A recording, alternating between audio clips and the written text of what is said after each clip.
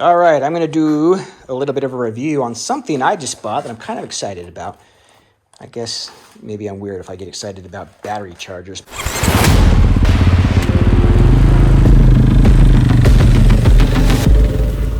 Here we are in my garage, my messy garage. We've had construction in the basement all summer long, so I have a lot of stuff out here. But what you will notice I have out here also is a generator, an inverter generator that I use for my toy hauler trailer. I have a Husqvarna FE250 motorcycle that has a lithium-ion battery in it. I have a Kawasaki KLX 230R that has a regular lead-acid type 12-volt battery in it. And you'll notice I have two 12-volt lead-acid batteries that belong on my toy hauler trailer that are also on the floor here. So you can see I have a lot of things that I need to charge up. And so I needed a good battery charger slash tender maintainer, whatever you want to call it. And I bought this Noco Genius. So here is what it is. This Noco Genius is 2x2. It's a 2 amp by 2 ports, so I can charge 2 batteries at the same time with 2 amps per side, so it's 4 amps total. And what I'm doing right now, as you can see, I have both of my toy hauler trailer batteries on here being charged. I just hooked this up for the first time. I unboxed it just a few minutes ago. And I'll be honest, so far, as far as the fit and finish and the solid build feel of this unit, I'm pretty impressed by it. Even the packaging, you can tell they took a lot of care with the way they package this thing. It's like opening a new Apple product almost. It's just that nice. This thing looks like it's been put together pretty well. Time will tell. This is IP6X rated, and it can be mounted on the wall. I don't have it on a wall right now because this probably isn't a permanent location where I'm going to want to have my bikes and such. But I just barely hooked it up. You can see right now the status on this. I've got a blinking green light on each side. So once it hits up to the orange, it means it's up to 74% charge. Flashing green means it's not quite at 100%. So it's getting there. Once it hits 100%, that will go solid. And this will then enter a maintenance mode. So basically just keep the battery maintained. If you've had a situation before where you've had a battery that's been run down so low that it doesn't have enough voltage to it, because usually you have like 1 volt or something like that in order to charge. This unit, this Noco Genius unit, has what's called force mode.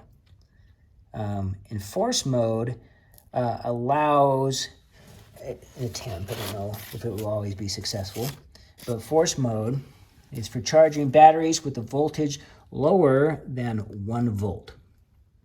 A lot of times you'll have a charger, and I had one that if your battery was completely dead, that had no voltage detected, it won't even attempt to charge it.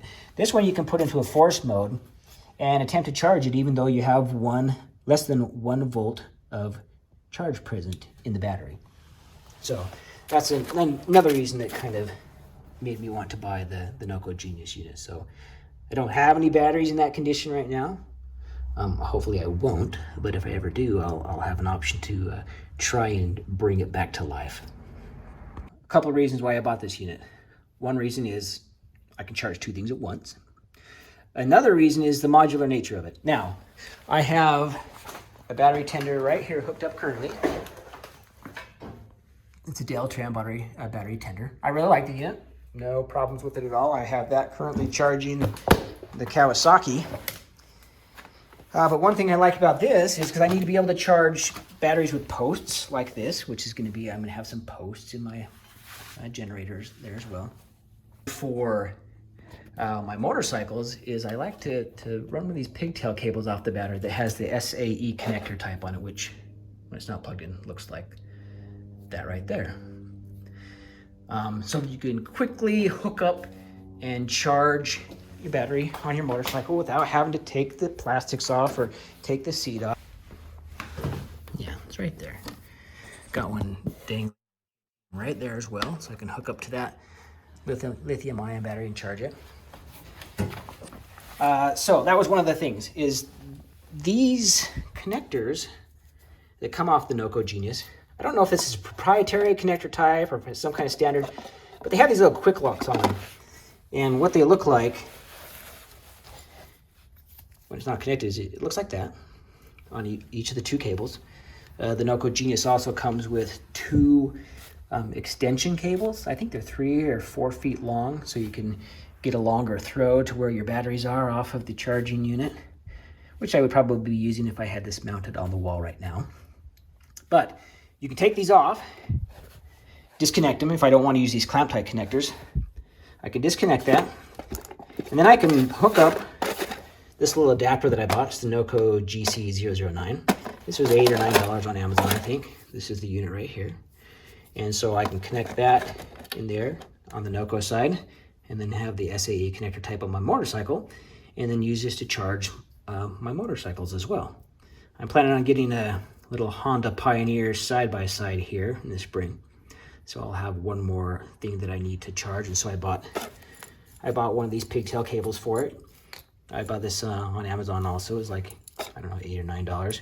But it has these ring type connectors you connect on the battery itself. And then you feed it through your plastics in the frame of your side-by-side, UTV, motorcycle, whatever, and have it dangling out to where you have the SAE connector available for charging. They usually come with this little dust/water protective cap on there. And then you can hook up with this. So that's another reason I bought it. Somebody say, yeah, it's unnecessary, it's a little expensive, but it gives you some modularity to it that you don't get on something like that Deltran charger that I have, or for the lithium charger that I have for my Husqvarna. Now, another thing about this, it does 12 volt lead acid batteries. It does the 12 volt AGM battery type. It does lithium batteries, lithium-ion batteries, and it does note in the guide that it is meant for lithium-ion batteries that have the battery management system, the BMS capability built into the lithium-ion battery. I don't know if my Husqvarna lithium-ion battery has that, but I will find out before trying to charge with that. Otherwise, I have another one that I bought on Rocky Mountain ATV that I use to charge the lithium-ion battery. So anyway, so far, happy with the purchase. We'll run this for a while, see how well it does. But yeah, we'll do another update later.